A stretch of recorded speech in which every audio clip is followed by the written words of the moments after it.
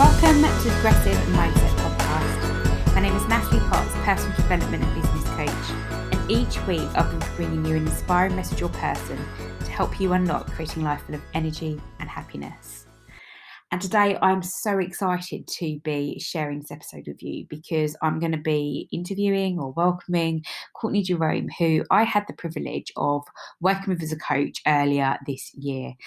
And he joined one of the programs that I was coaching on and literally just blew everybody away. His tenacity, his drive, his motivation, his energy was just infectious. And I even saying that now, I've got my arms out, just sharing that kind of that message with you. But he is such an inspiration. He's a coach who helps transform the lives of professionals, but he'll tell you more about that and a bit about his story. So he also has his own podcast, and he shares a lot around mental health, a lot around life, and absolute inspiration. You know, this guy, he talks a lot around being empathetic. And I say that, and hopefully he won't want me sharing this, because I was going to share the quote from Simon Sinek about empathy is about being concerned about the human being and not just about their output. And I thought this is absolutely key for exactly how I see Courtney to be, because we did a lot of work working together on DISC and his personality purely from the side of, yes, focusing on his self-awareness, but really about how he works and gets the best out of others. And he was just so open-minded and so energetic about that whole process. It was a lovely thing to be doing with somebody as a client. So if that sounds like something you do, reach out and let me know, because it really helps you to drill down and focus on who you can help and how you can get the best out of others just by doing that personality assessment. So much to that. So without further ado, over to you, Courtney Jerome. I have been a sporty kid my whole life. You'll probably hear this from most people that are in this industry, but I was very high level at most things: running, long jump, football, hockey. But my upbringing was your typical: you need to go to school, you need to go to secondary school, you need to go to college, you need to go to university, and then you're gonna get a job, and then that's it, done. I knew when I was in primary school. I didn't even know what uni, like the whole. I didn't. You're a child, and I knew I wasn't going to go to university. So yeah, I wasn't too bad in school. I was quite academic to a degree, apart from maths, as you well know. But I passed everything else. But they didn't let me do the A levels I wanted to do, so I left, and then I went and done public services. At college, thinking I was going to join the Royal Marines. Started learning more about the world and why we are in these other countries, and I thought, these lot ain't at war with us. We're invading their country, so I'm not going to do that. And then I was lost for years in horrible jobs that I hated, office jobs. I've been a butcher. I've worked at Thorpe Park. I've been a plasterer's labourer. I've done it all. And the last office job that I did, kind of skipped forward there. But yeah, the last office job I did, sent me into like a depressive state. I remember going home one day. It was all building up, and I was just crying in my room on my own in this house that I lived in. So I went to America for a month just to clear my head. The day I landed in America, I'd already had an interview set up for a month's time when I got back to the UK to work in my first, work in a gym as a level 2 instructor. I'd had my level 2 for years, done nothing with it. Always thought I would like to have my personal training qualification, but there was no drive to it. It was just saying, yeah, it'd be nice to have, kind of thought. I started working in this private gym and was teaching classes there. Everyone loved them, and then they started asking me about PT, and I was like, I'm not qualified, I can't do it. And then they kept asking, and I kept denying. So they went to the owner and they said, let him PT us. So he shadowed me for a session, saw that I was competent, and then let me PT. That was all going well. And then I got fired from there for stealing Kit Kats, apparently. Um, so they had a massive big box of Kit Kats in the staff room, and we didn't sell them. They made a point not to sell any products like that. So I thought they were for us to have a cup of tea. So I did that every now and then. I'd have a Kit Kat and I'd have a cup of tea. I didn't like hide it. I made it very clear. I was sitting in the staff room eating Kit Kats and drinking tea. And then I happened to be in America for Christmas holidays, and then I got an email saying you're fired, effective immediately. So I thought, fuck this. I have to get my level 3 qualification, and I've got to go self-employed and do this on my own. So I did exactly that. Because I had the level 2 already, I started at Pure Gym straight away, teaching classes. Did a 6-week intense course. So Monday to Friday, you're in a classroom environment, and got my level 3 qualifications. And then I did 3 and a bit years at Pure Gym. Great experience, bad and good. There was a lot bad, but also a lot of good. That taught me so much of, I mean, how to PT first of all, how to run a business, how not to run a business, and just how the whole industry works. Some people will disagree with me. I find it criminal that you can just do a course and then call yourself whatever you want to call yourself, a fat loss specialist or this specialist, and you've never done a day's work on the gym floor. That's just my opinion, though. So yeah, I did really well there. Then I got I never thought I wanted to be a manager or manage a gym or anything like that. A guy that was a client of mine at the time. He's a entrepreneur, very successful guy. Said he wanted to open up a gym and wanted me to manage it, and then I did exactly that. Got them to 1,000 members in 3 months. Really successful. And then lockdown happened, coronavirus, which was just mad. But my kind of mindset, I just can't let things like that kind of affect me. I've got a duty of care to all my clients. Plus, I had a baby on the way, so I couldn't lose my head. So was teaching classes on Zoom, etc. and whatnot, and hosting mental health talks Monday to Friday for anyone to join. And then my online business was already doing crazy numbers in terms of how many clients I had, and it was all getting a bit crazy, and I wasn't managing it well. And one of my good friends, Lewis, who's also a coach, he was like, I think you need to do like a mastermind mentoring course so you can learn how to scale your business and this, that, and the other. And that was this was probably the 3rd time he told me to do it. And the first 2 times I palmed him off. I was like, I know what I'm doing. I don't need it. Ended up taking that leap of faith. And it was probably the best decision I've ever made in terms of business perspective. Has taught me how to scale my business. I've earned more money than I could ever dream of in the shortest space of time, which is irrelevant anyway. It's not about the money, but it was interesting to see from a business insight, just changing a few certain things and learning bits and bobs of information in order to get leads or whatever it may be, how to attract more clients and make yourself more attractable.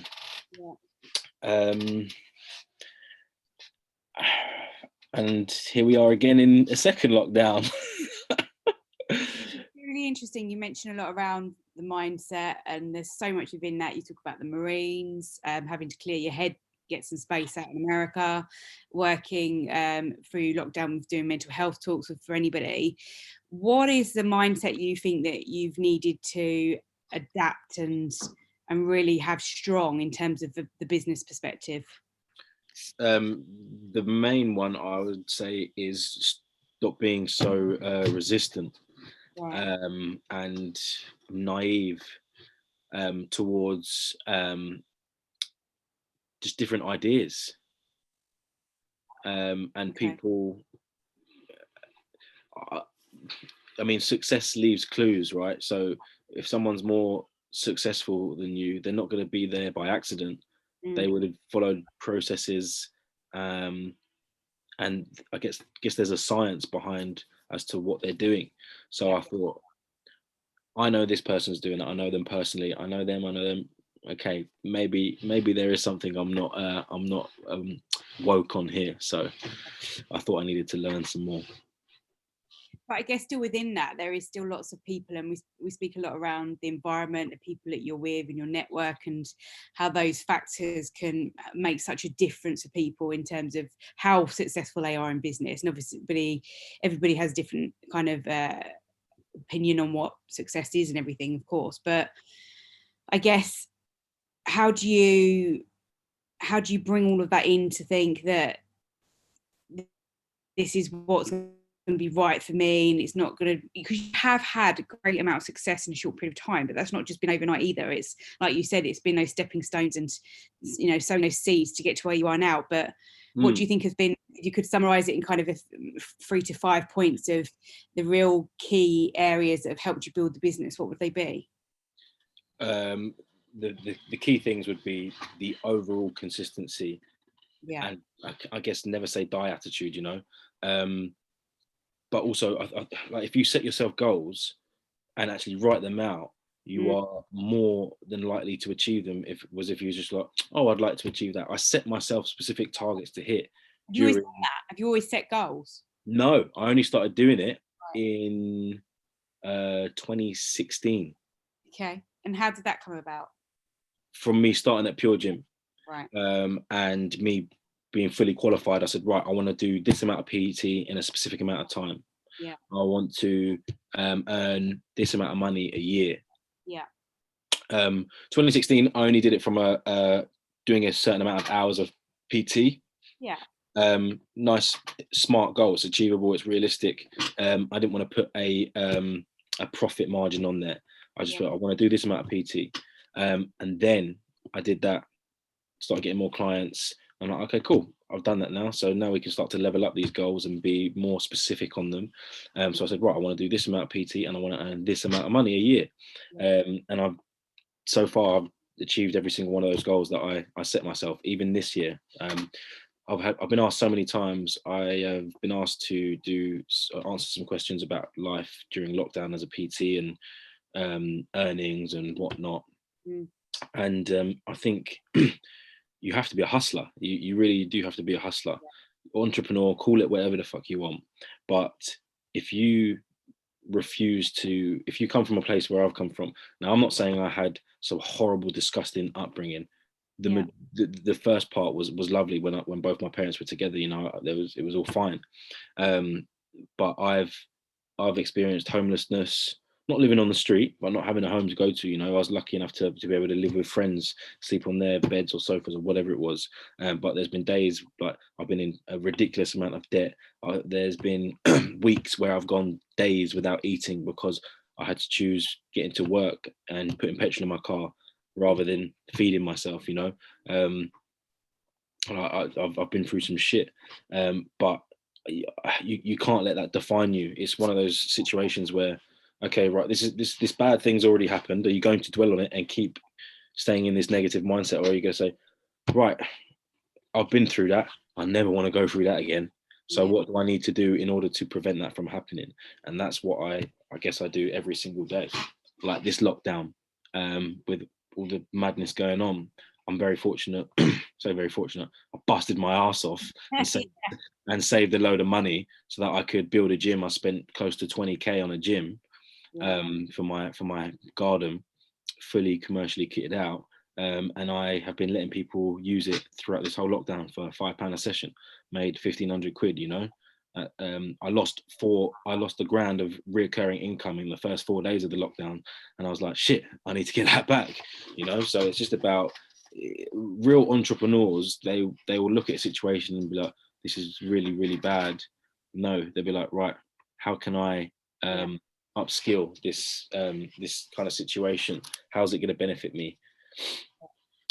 So yeah, it's really powerful, and it is, again, it goes back to that kind of the mindset part and the way you choose to see things. Like you say, do you wake up and think, well, how am I going to put this fire out, or do you overcome by it? And I think there's two camps that I see in the world at the minute of people that are very easy to go down the route of victim mode and, you know, the world's against me, woe is me, and obviously some situations are very different, and then there's others that just have that but constantly, like yourself, tenacious. And I think the minute I saw you come on the mastermind as a client when you joined, it was just, you knew what you needed to do.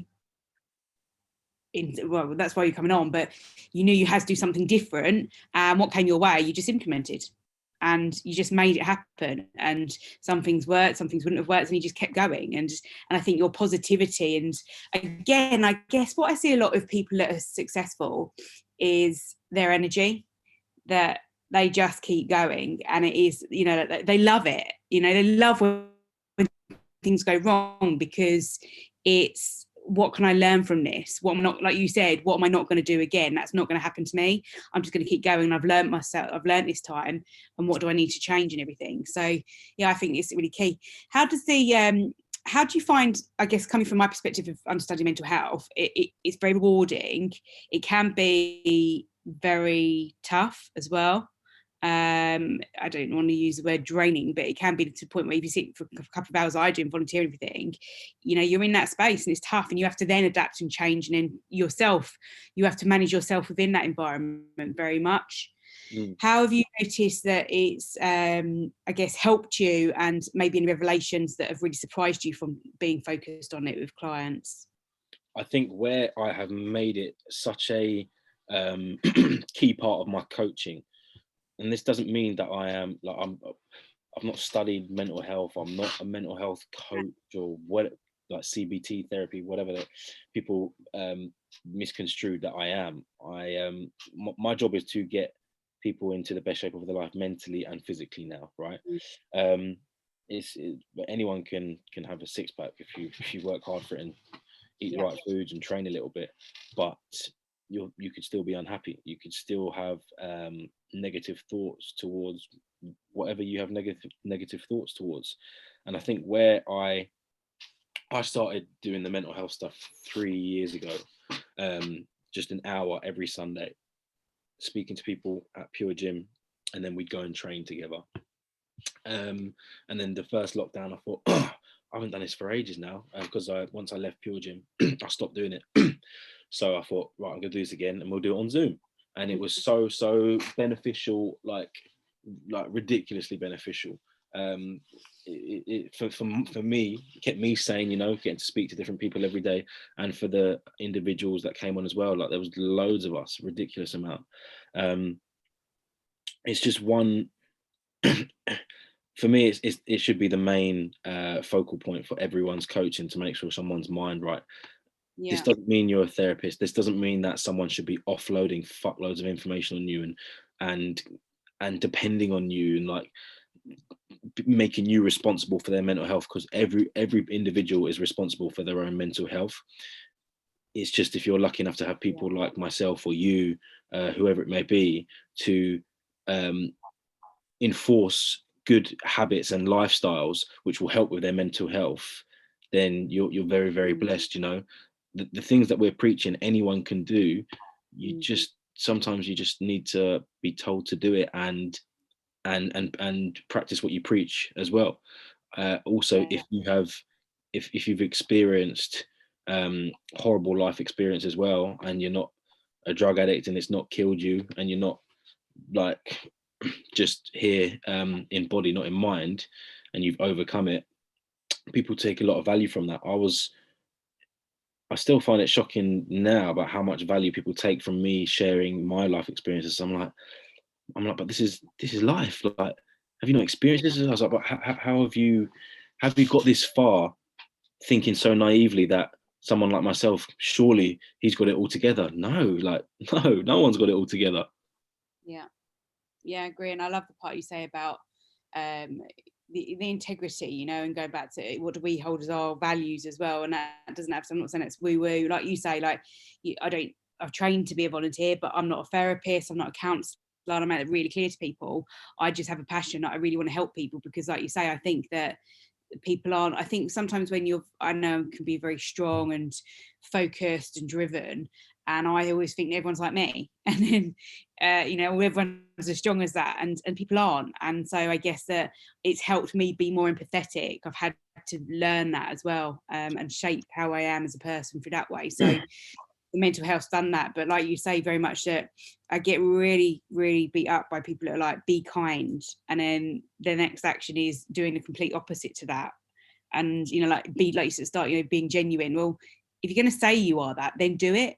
If you say, you know, listen and support more, I think that people want to talk too much or be heard too much, apart from sometimes just listening. And that's what I love about pure coaching, is that it's, you know, people come to me, it's like, oh, what do you think of this? It's like, well, I'm more interested about what you think. But it is asking the questions and finding and drawing out the answers from people as well, and helping them get to that point. Or, you know, like we said earlier, sowing the seed so that it's not actually maybe this moment in time or the next 6 months that they achieve what they want to or get to where they want to be, but actually it's, you know, even 2 years down the road. So blimey, I think I look back and think 5 years down the road and I'm like, why is this just coming to me now? Because all of our life experiences and, you know, the kind of those nuggets on the way. But yeah, I think there's a real thing in being, you know, sticking to your values on things, and having confidence with that, especially when you're building a business and there's lots of self-doubt around, or there's lots of people that will kind of doubt you as well, and then you doubt yourself around how much you really want it, your belief in everything. You need to have those core values to go back to in terms of this is my why. And that's it. Like, and there's people that will come into your life that I'm going to use Lewis as an example, because in fact, I've never done anything for anyone for what I've done for Lewis, you know, like completely. But the great thing is he put himself in this position. He DM'd me as a complete stranger, you know, but I literally took Lewis under my wing, and I am not the best coach in the world. What I do, I am very good at, so I do it. I stay in my lane, you know. I don't pretend to be anything else. And that's why, don't get me wrong, I'm human, so I can get pissed off, and I can, if someone's an arsehole to me, I'll be a bigger arsehole, you know. It's, do you know what I mean? But I have more rationale now, and I take more time to think and like, how's this going to impact my image of my brand, and how's this just going to impact my mental health, you know. Like, a situation has happened over the past few weeks with an old employee when I was manager, who's an employee of Jets at the moment, and he's made some actions which has just made me think, wow, you're just a poisonous person. And I could rise to some of the things that he's done, or I could just let him be that person. What's it got to do with me anymore now? You know, I'm never going to need to see him or speak to him again. But as I said, I am only human, and sometimes you want to be like, I'm not going to say the word on him, like you. You know? Like, I'm at the end of the day, I'm a man. I have testosterone, and I want to hit things sometimes, but that is not the responsible, mature thing to do. So we can't do that. So it is hard at the same time, you know. I'd love to spend a day with like Tony Robbins or Gary Vee or Eric Thomas and or David Goggins, whoever it may be, and ask them like, what's your process like when you get really vexed, like someone's really pissed you off, and like done something really personal, or just like someone's just a horrible person. Like, what's your process, man? Does it, like, if they was to say to me, it doesn't even affect me, I'll be like, teach me how to teach me how to do that, man, because it affects me. But I think I'm a really emotional man, and I really do care about people. Like Lewis, took him under his wing. I've done so much for the guy, and I don't want anything back from it. I do it because I see the potential in this guy, and he's just such a nice guy. We get along so well, and I just want him to do so well. And my partner even broke down in tears the other day because like Lewis has been going through a hard time, and at the last lockdown he was at mine like every day for a long time, and he made a point, as he didn't want it to be like that this time because I've got a baby now, etc., etc. And I went to Lewis's the other day, even though he'd been at mine for most of the day as well. I went to his afterwards, just to make sure he was okay, you know. And it was a kind of a wake up moment for me because I think sometimes you can care too much, and then that will take time away from people that you you need to put the same care and effort into, you know, whether that be clients or not. But this is where communication, it comes down to communication. And one thing I say to my clients is like, if you communicate with me, we're going to have a better relationship. This coaching will work. Yeah. If you don't turn up for group calls, or you don't watch them, and you don't, all the value that I try to give you guys, if you don't try and consume that, you're not going to see the value, because you're not trying to, you're not making the effort, you know. Yeah. It's the whole mental health, the whole me being a coach and just as a human being side of things, as we all are, we're all complex creatures, you know.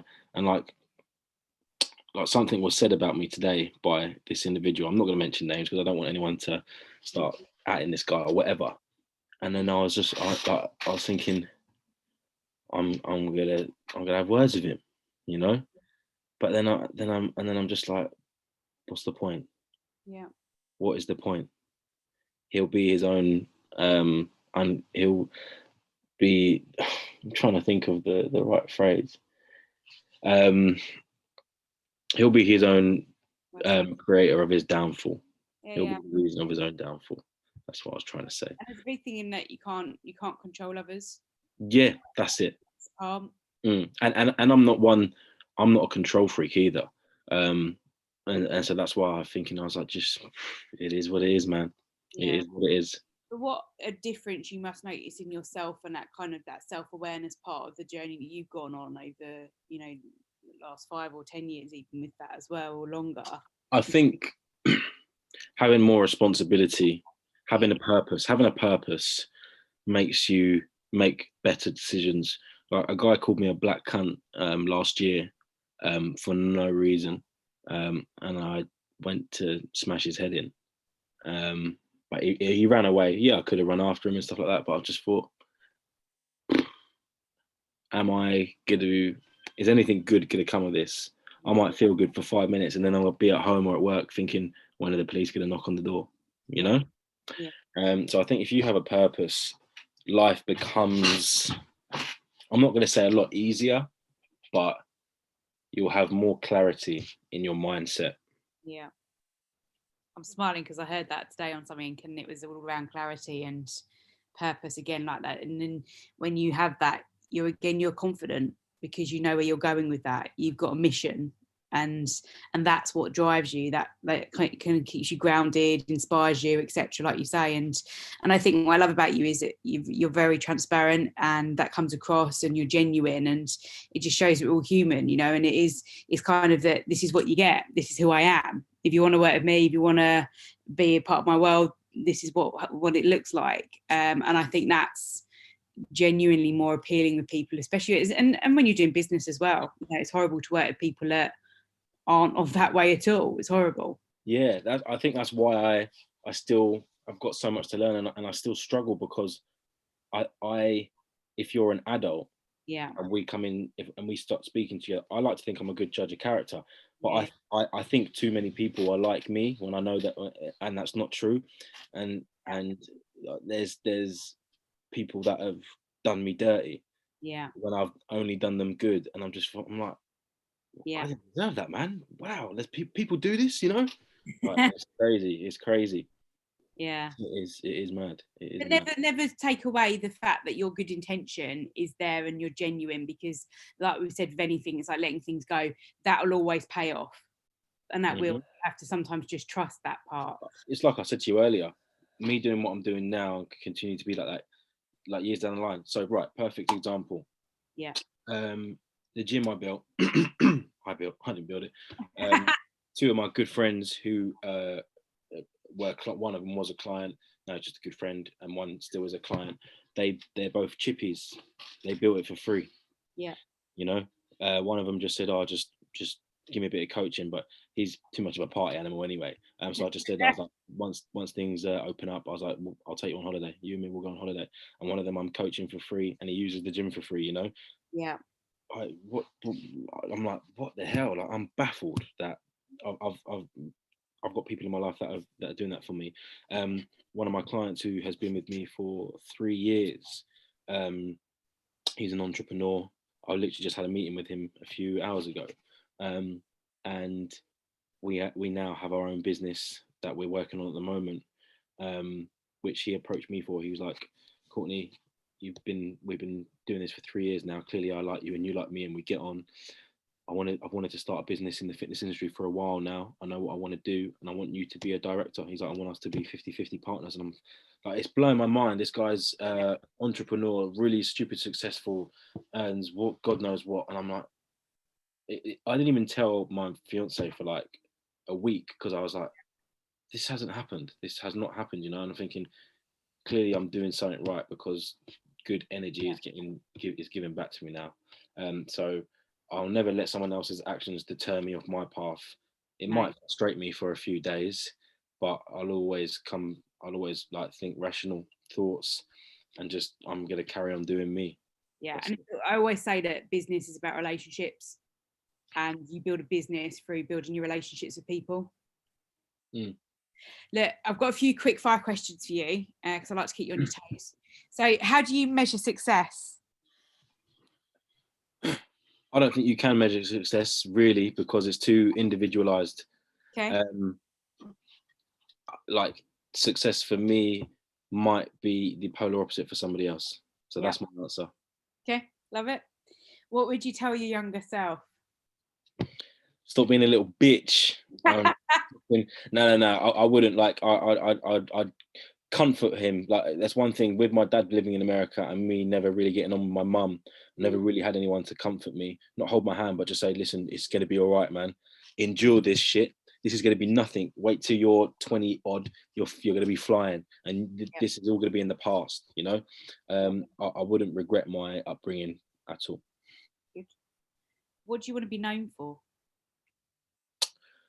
I want to be known for being one of the most genuine transformation coaches in the world, and always doing things out of being genuine and not having a hidden agenda.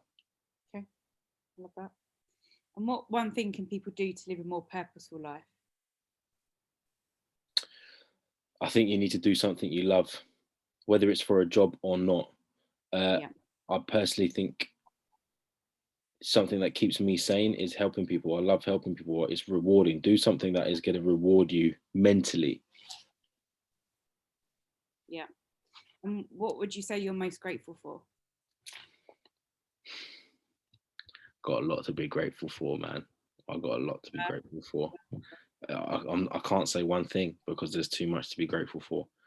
I'm not religious or anything like that, but regardless of this pandemic, you know, like this has been the best year of my life, and it's been the worst for the majority of the world. Yeah.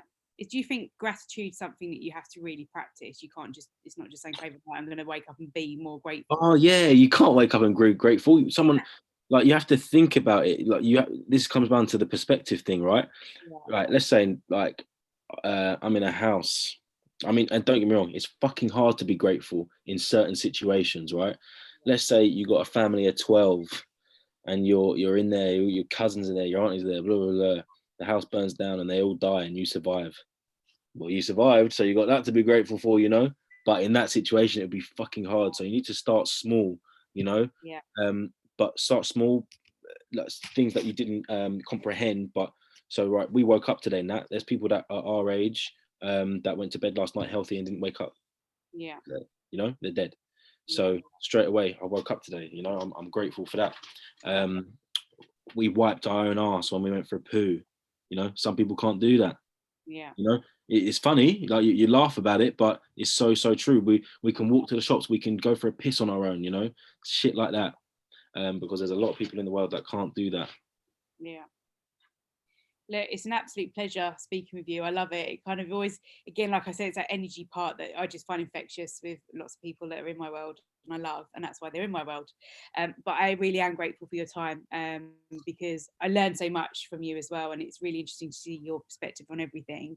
And you know, you've been a pleasure to work with, like when we worked earlier in the year together on things, because you put your mind to it, you're determined, you go again, you keep going, you inspire others. So yeah, I absolutely overjoyed that you've come on my podcast, so thank you very much. Where can people connect with you and find out more about what you're doing? Well, forget that first. Thank you so much for having me on. It's been a pleasure, man.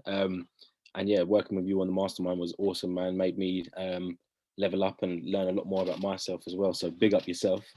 But yeah, you can find me if anyone wants to join my private Facebook group, which is TJF Coaching, or my Instagram, which is Jerome Fitness 92 or JF Elite Online Coach. Amazing, absolutely amazing. Thank you so much. Thank you very much. So thank you so much for listening to my podcast today. I hope you enjoyed it. I absolutely love doing it, and I'd love to get him on again at another stage. So if you haven't yet listened to my podcast from last week, it was all around goal setting and really, really drilling down and breaking it down for goals you're going to be setting in 2021. So I highly recommend that you check that out. I'm going to put a little link in the episode description like I normally do.